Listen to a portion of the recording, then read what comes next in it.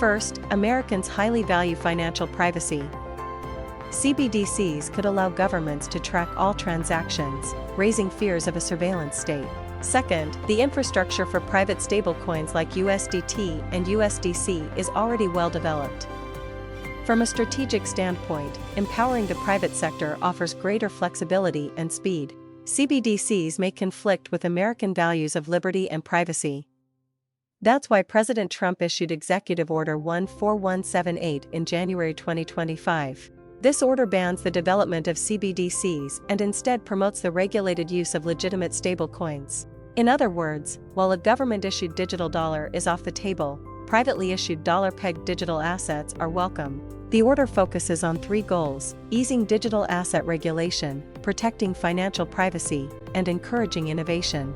At its core is the idea of using stablecoins as a tool for digital dollar supremacy. The government will regulate, not issue, digital dollars, letting private firms handle innovation while ensuring compliance. Genius Act and the Executive Order are complementary steps in this broader strategy.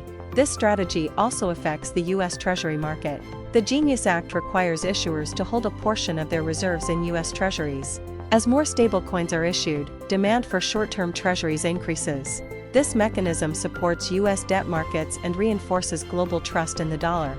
Still, there are challenges. Due to its opaque reserve structure and lack of consistent auditing, USDT is seen as potentially incompatible with Genius Act standards. This may lead to a decline in institutional adoption in the U.S. market.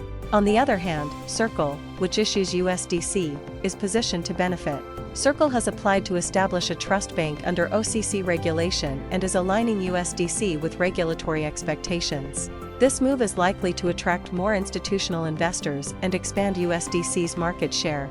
So where is this all heading? The US is transitioning from 20th century petrodollar dominance to 21st century digital dollar supremacy.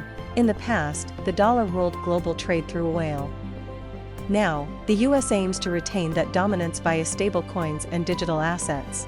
This is not just about money, it's about securing leadership in the global financial system. And stablecoins may be the most practical tool to do it. In conclusion, stablecoins are more than digital tokens, they're at the center of a new global currency order. Trump's policies, the Genius Act, and private sector initiatives all point toward a future where the dollar remains dominant, but in a new, digital form.